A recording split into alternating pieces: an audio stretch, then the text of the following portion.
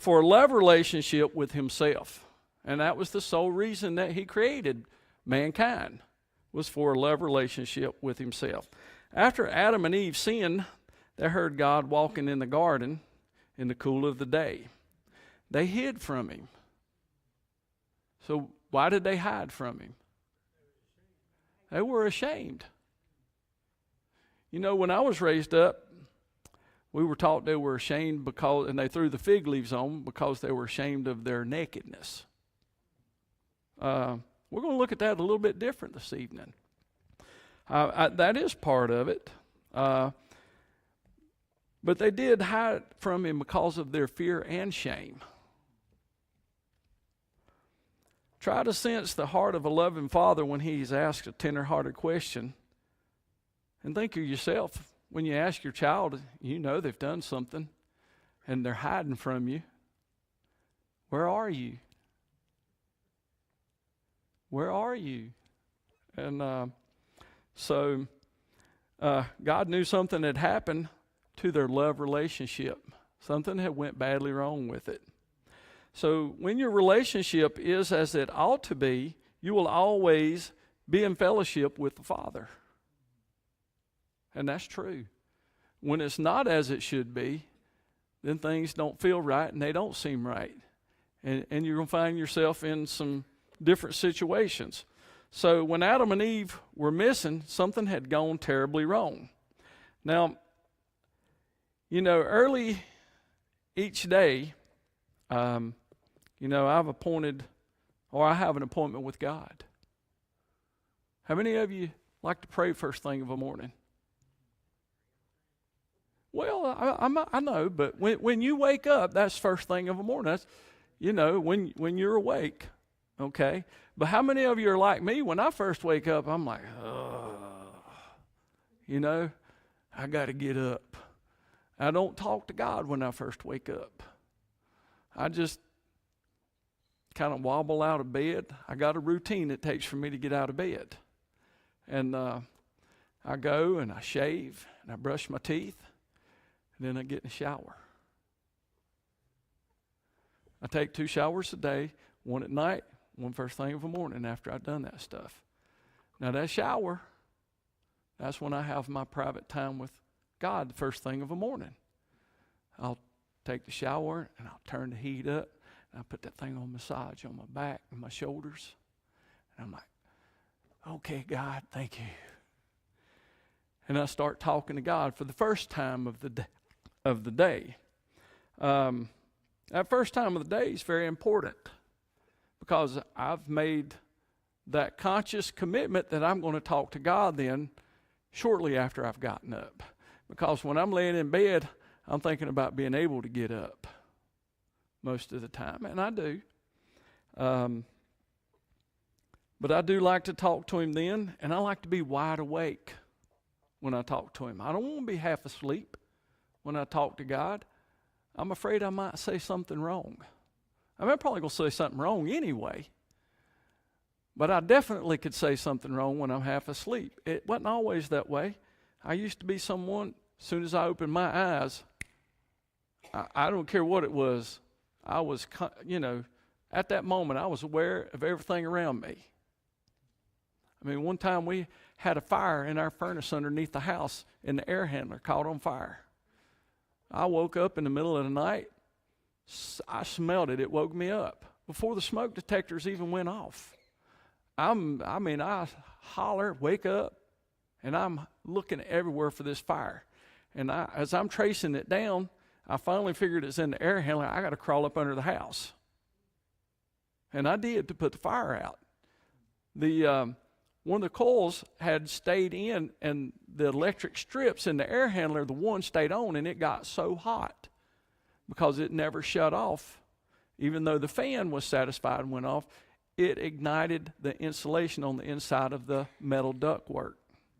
So that's how aware I used to be. But as we get older, we're not, you know, as what we once used to be, and that's where I'm at nowadays.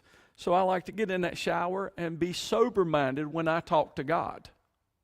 Okay?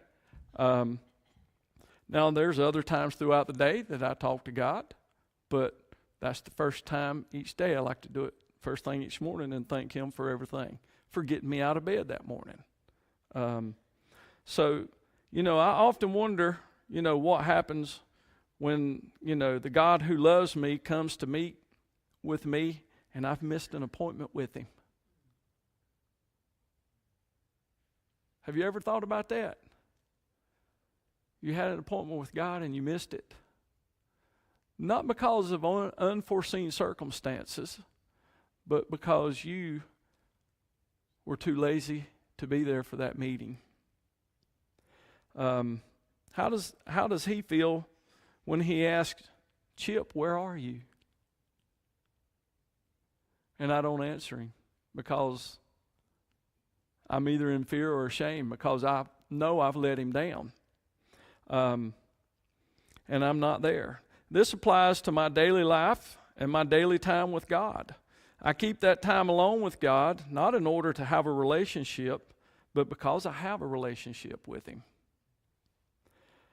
Because I have a close walk with my Lord, I want to meet with Him and spend time with Him, and time with God enriches and deepens my relationship, or our relationships, that we already have with Him. I mean, there's no such thing as, well, I'm saved, I've got a relationship with God, I'm good. It don't work that way. When you have a relationship with God, you want that relationship to grow. I hear some people say, I really struggle trying to have time alone with God. I mean, I sleep about 5 hours a night, so I got a lot of time during the day to spend with God. So, and I don't care if you sleep 8 hours, 9 hours a night.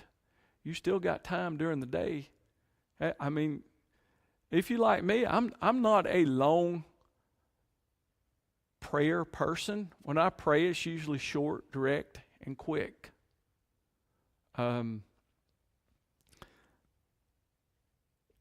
I sometimes envy Mike a lot, because when I hear Mike pray, it's like, I don't know how to describe it.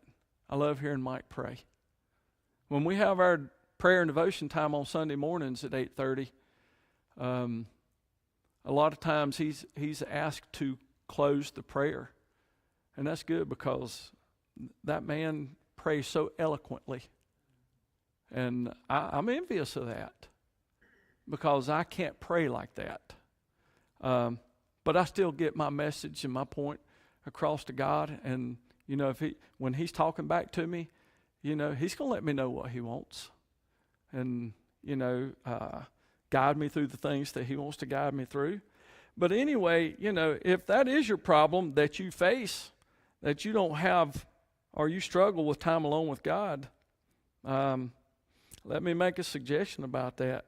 There's something wrong necessarily, I think, with you, because you need to make the priority in your life to love Him with all your heart and to make time for Him, because He makes time for you 24/7. And I do mean 24/7. People who struggle to spend time, and this will solve most of your problems with your quiet time if you make Him the priority in your life. And people who struggle to spend time with God don't have a scheduling problem. They have a love problem. I don't think they love God enough that they want to spend time with Him. You have a quiet time because you know Him and therefore you love Him, and it's not just because you want to learn more about, and it's because you want to learn more about Him. The Apostle Paul said in 2 Corinthians 5:14, says, "For the love of Christ compels us." It does. It says, "Since we have reached this conclusion that one died for all, and therefore all died." So we've all died to sin once we accept Christ as our Savior. And I like to rely on verses like that right there in my life. And people who struggle with time or finding time to spend with God, I don't care if you just talk to Him for a minute. That's spending time with God. And not only praying to Him, but you need to spend time in His Word, because nothing's complete unless you have that Word right there and you're reading His Word. I mean, it's just like It's like when two people love each other and they plan to marry, they want to find out information about each other, don't they? Don't we all plan on marrying God someday? Don't you want to find out as much about him as you possibly can? He knows everything about you, but don't you think you want to know a little more about him or as much about him as you possibly can? Because we're going to be married. Because that's the only marriage that there will be in heaven, is when we marry him. But anyway, however, when you want to find out information about each other, two people that want to get married, it don't necessarily have to be the primary reason that they date. They spend time together because they love each other and they enjoy being together. It's so sad that the divorce rate is so high nowadays that you see people that either had that or thought they wanted that at some point in their lives. And then all of a sudden, you see them splitting and divorcing. I think the worst place that you see that is in the media when it talks about Hollywood.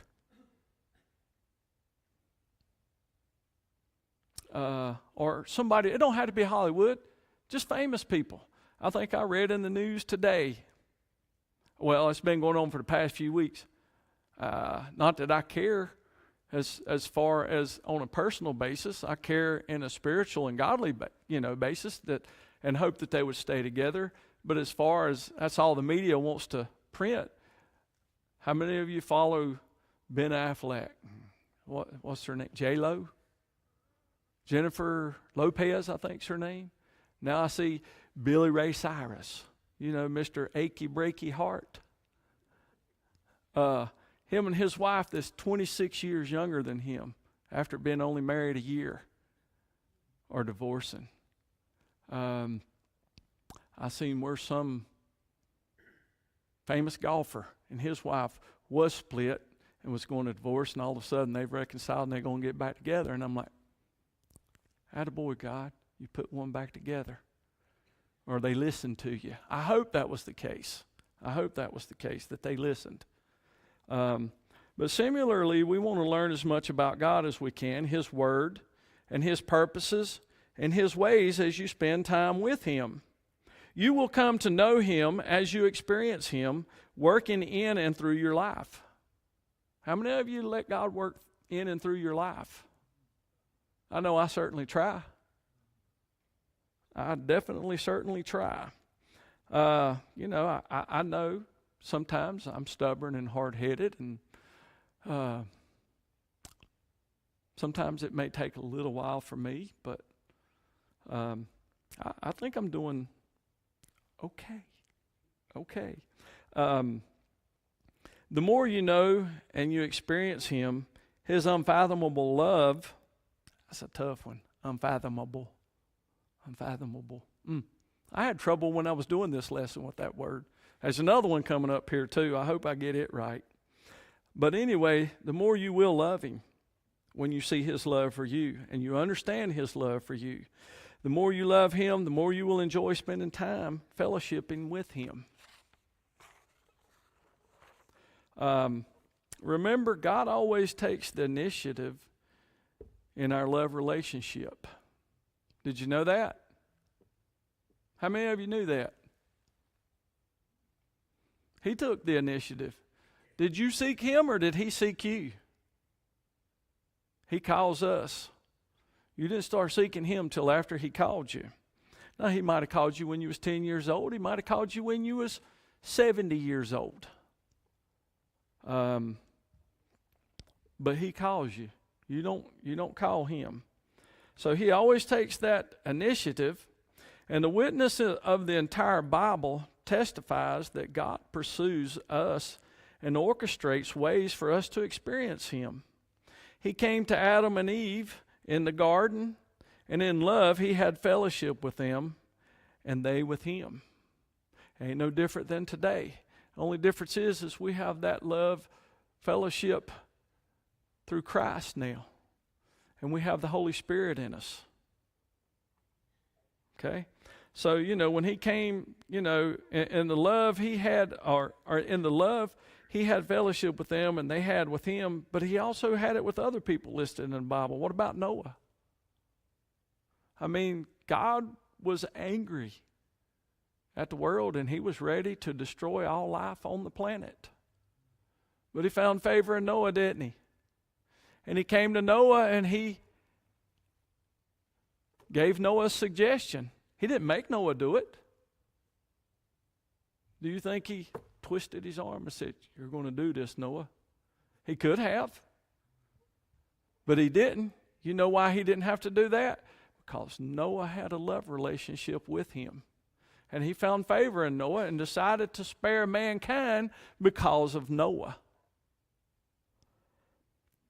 He also had that same kind of relationship with Abraham. And he told Abraham, because of his love relationship with him, "I will make you the father of many nations." Just a little side note here, that also means Noah was the father of many nations. If y'all ain't never thought of that. So was Adam. Father of all the nations. What about the prophets? I mean, he had love relationships with the prophets, didn't he? I mean, and you think about how stubborn and hard-headed some of the prophets was. What about, there was this fella that got swallowed by a great fish. He got swallowed by that great fish. Why? Because he was being stubborn. That's what happens when you're stubborn with God. That don't mean he don't still love you. He always loves you. He's never going to stop loving you. He even loves the people that put his son on the cross. Now that's some love right there. I don't think I could do that to someone that put my son on the cross. I don't know if I could. I'm not going to say whether I could or not for sure, but I don't know if I could. That would be hard. But that's how great his love is. That's why he's God and we're just human.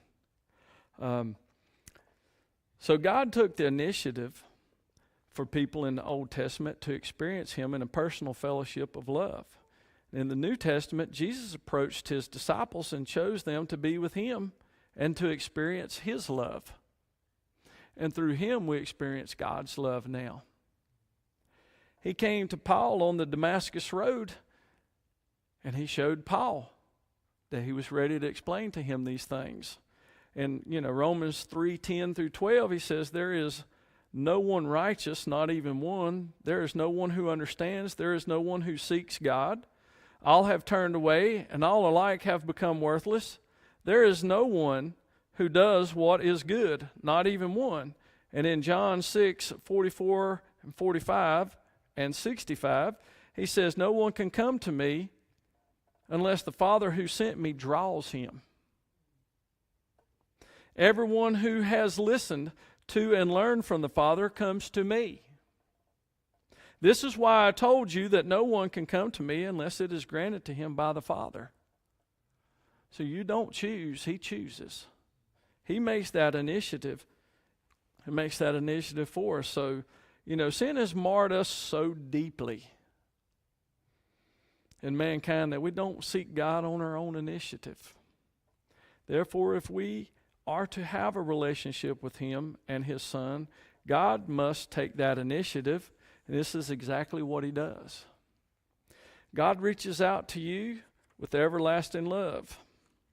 I know in my life there's been many things that's happened and occurred and dumb things I've done.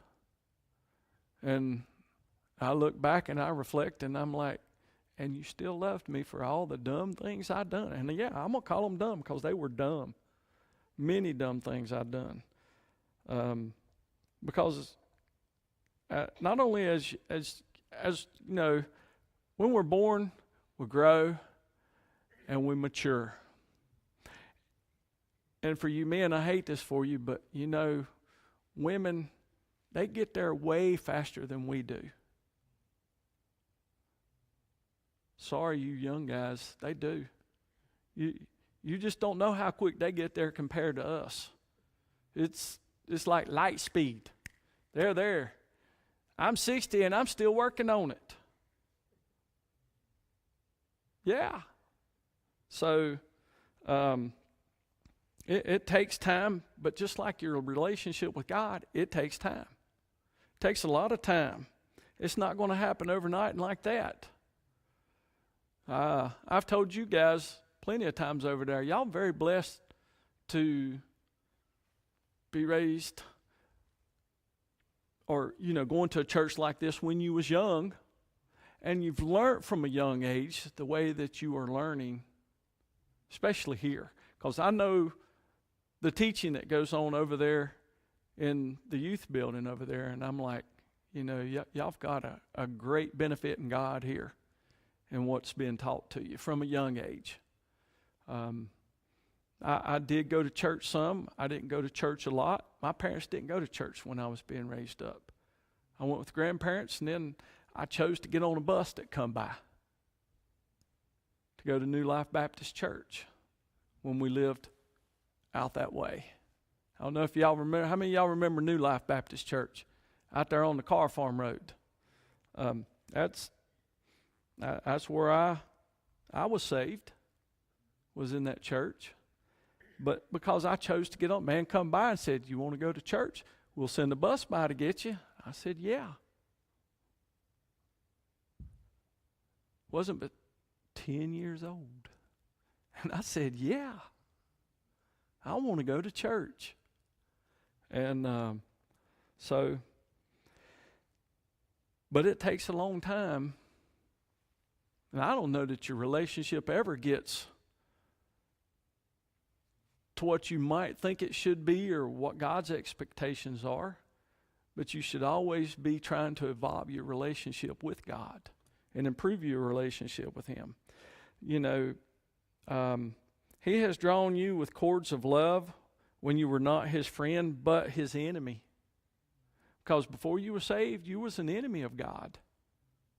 You were a sinner. We're still sinners, but He don't see your sin no more. It's been washed away by the blood of Christ. He gave His Son to die for you, and if you are going to experience God and know His will, you must be absolutely convinced of God's love for you.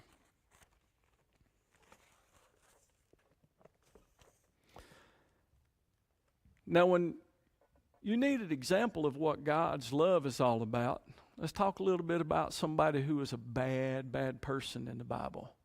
Who comes to mind when y'all think of somebody bad? Who? Saul.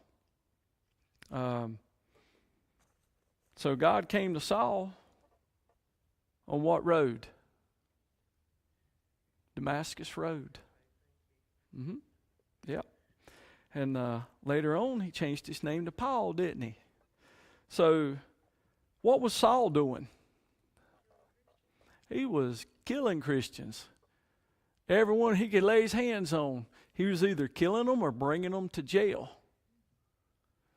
And then when they were brought to jail, he might as well went ahead and killed them because they were being tortured, tormented, and killed after they were, great suffering. And he was opposing God and His people and was fighting against God's Son. So Jesus came to Saul and revealed His Father's purpose of love for him and to him on that Damascus Road. And this also is true in our lives. Somewhere along the road, doesn't have to literally be in the road, but in our road in life, Jesus has come to us, or God's come to us and called us to His Son. It may, be just like in Saul's case here. Jesus came to him. It may be Jesus that comes to you or came to you. We do not choose Him, and He does choose us. He loves us, and He reveals His eternal purpose for us. What's His eternal purpose for us? Spend eternity with Him. Fellowship and worshiping with Him forever and ever and ever. That's infinite. So, as Jesus done these things, He also said to His disciples, He told them, "You did not choose me." They did not choose Him. He says, but I chose you. And he did. I mean, when you read the Bible, it talks about him going around to each one and saying, follow me. When he goes up to them and tells them the different things, follow me. You know, when he talks to the fishermen, come follow me, I'll make you fishers of men. Does he not? So he went out and he chose each one of them. Didn't Peter choose to follow Jesus? No, Jesus chose Peter. But Peter had the free will to say yes. All of us have that free will to say yes or no to him. And, I've shared it many times. My dad never chose to follow Christ till he was 70 years old. That's why I said 10 to 70. I was saved when I was 10.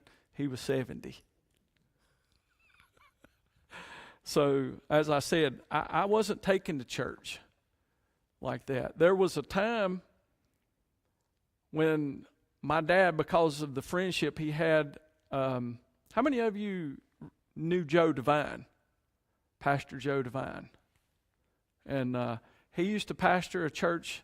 It used to be Wayside Christian Church there on Buffalo Shoals Road. And when we lived close to that, one day he asked my dad to come to church, and we started going to church. For about 2 years, we went to church. And my dad never got saved. He enjoyed going to church, but he did not get saved. I never once saw him go forward. And, you don't have to come to the altar to get saved. You can do it at any place you're at. All you got to do is say the words and surrender your life to God. But my dad didn't. And I didn't really understand that. Even though I had already gotten saved when I was 10, I still didn't understand. I mean, you can only understand the love of God, that God loves you, and you want to give your life to him at 10, but you don't understand things. I mean, I'm 60, and I still don't understand some things. But God reveals to me what he needs me to know when he wants me to know it. I can tell you that for sure. And you know how I know? Because when you read your Bible, I don't care if you read something 100 times, you may not see something there in what you read, and then God's going to reveal it to you. He will. Peter was responding to God's initiative in his life, and Jesus asked the disciples who people said he was. And then, Peter correctly answered and said, you are the Messiah. And then Jesus made a profound statement, says, flesh and blood did not reveal this to you, but my Father in heaven. So he didn't see that on his own. He seen it as revealed by God. And that comes straight from the mouth of Jesus right there. In essence, Jesus said, Peter, you could never have known and confessed that I am the Christ unless my Father had been at work in your life. And said, he caused you to know who I am, and you are responding to the Father's activity in your life. Do you realize that from the beginning of time, God determined to love you, each and every one of us? And apart from his work in your life, you never would have become a Christian. So, people that have not chose to follow Christ and follow God, they don't understand, I guess, what they're going to be condemned to. I know, coming up, even though I'd surrendered my life to Christ at 10, when I started getting in higher grades of school and seeing science, I was like, I had to start weighing, is science right? Is the Bible right? We study in science, Darwin says this and that and the other. Then I come to the realization as a teenager, my own self, that if we can't, back then they were saying we came from apes. They've changed that. They don't say we came from apes anymore. They say us and apes come from one specific race or breed or whatever you want to call it. another type of life form that we ascended from. Both us and apes ascended from that life species. Isn't that something? They can't make a connection between ape and man like they tried since Darwin. So they changed it to say, oh, we come and apes come from this other species that we both came from. So I don't know, I guess that other species, if evolution was right, then man become the dumb species. Because mankind does some pretty dumb things, like coming up with a theory that, oh, we come from the same subspecies or something, whatever, however they say it now. But, you know, you experienced a love relationship with God when he took the initiative, and he opened your understanding and drew you to himself. And that's the way it is. Now, I can either stop here or I can go for a while longer. I think I'm done. Any questions or comments? Getting out just a little early tonight. Y'all weren't very talkative.